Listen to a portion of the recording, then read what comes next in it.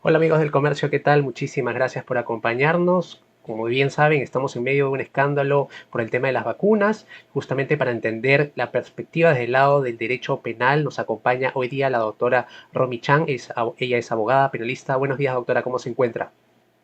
Buenos días, muchas gracias por la invitación.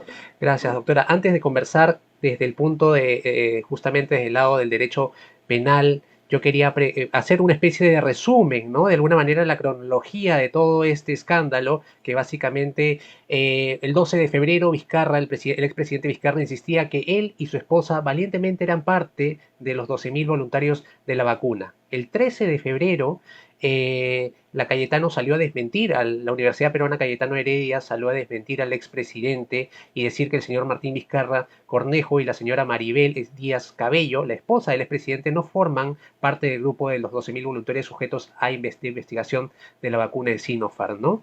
Eso no acabaría ahí. El 14 de febrero, el día de ayer, ya todo el escándalo fue mucho más grande. Martín Vizcarra salía en la mañana a decir que le causaba extrañeza no estar en el registro de voluntarios y él indicaba, ¿no? De acuerdo a lo que siempre se ha coordinado con los responsables de este proyecto, siempre se me informó de un solo grupo de 12.000 voluntarios.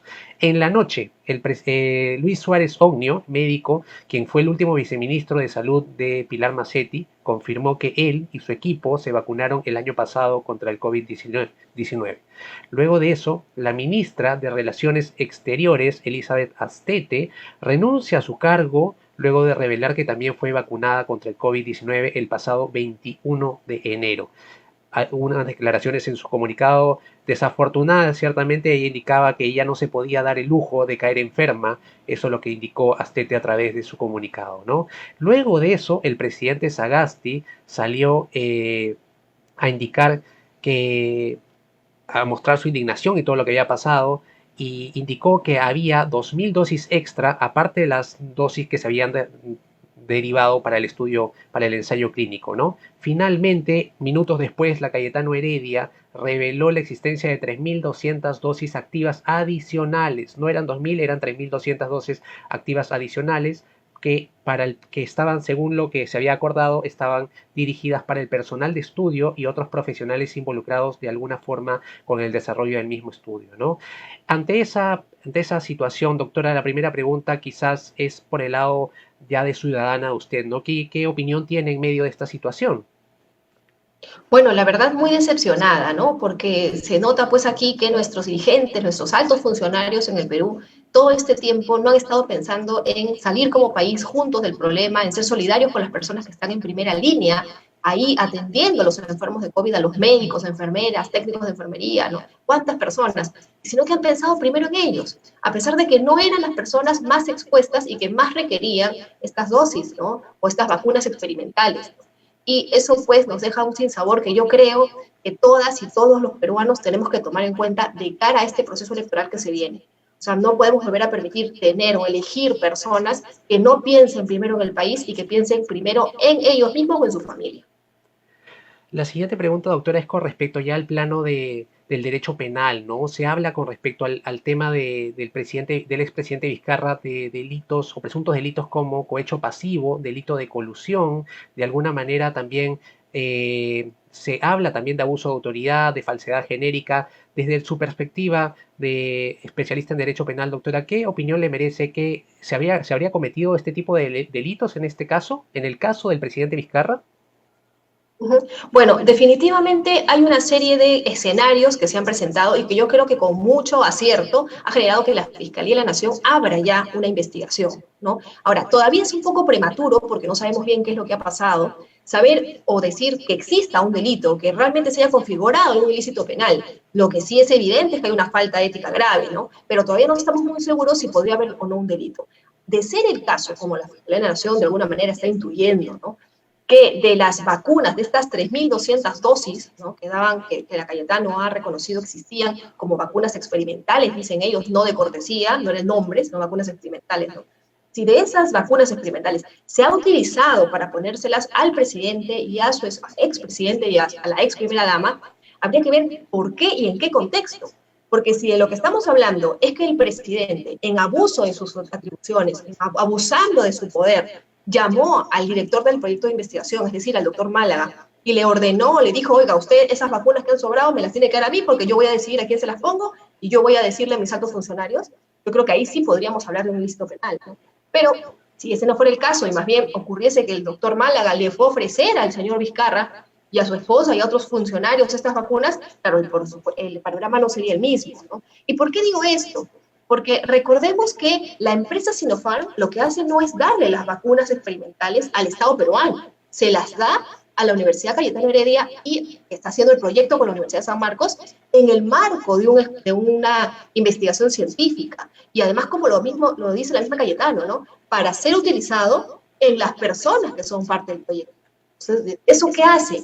Hace que esos bienes no puedan ser considerados bienes del Estado, porque nunca entraron a las arcas del Estado.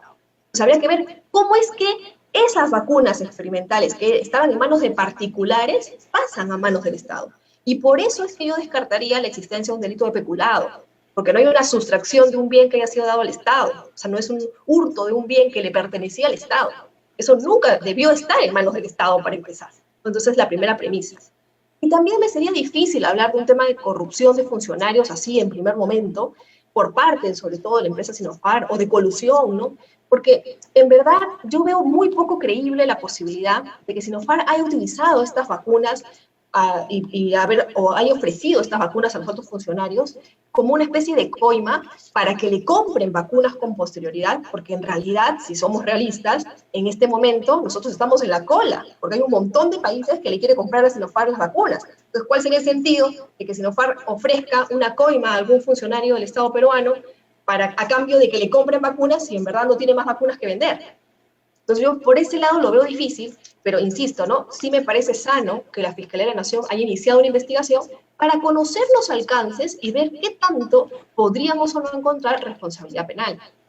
Doctora, y el panorama cambia de acuerdo, justamente por lo que le entendía, el panorama cambia de acuerdo al personaje que esté involucrado, ¿no? En el caso del presidente Vizcarra ya me indicó la situación, pero el caso de la esposa del presidente, del expresidente Vizcarra, Maribel Díaz Cabello, ¿ella estaría configurado en algún tipo de delito su participación en este, si se comprueba que estuvo involucrada y recibió la dosis de la vacuna, de la vacuna?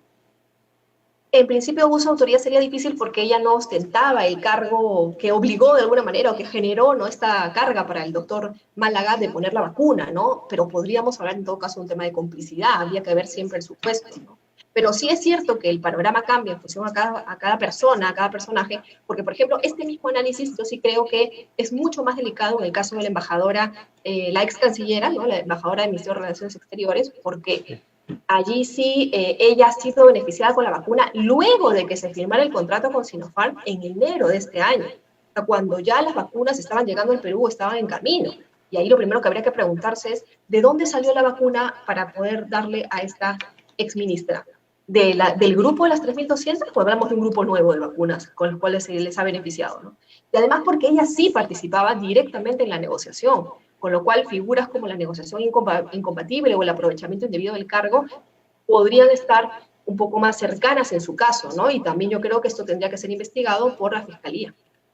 Y en este caso son delitos de cuánto de pena privativa de la libertad estamos hablando. En el Sí. caso de Bueno, la el abuso de ex autoridad, canciller.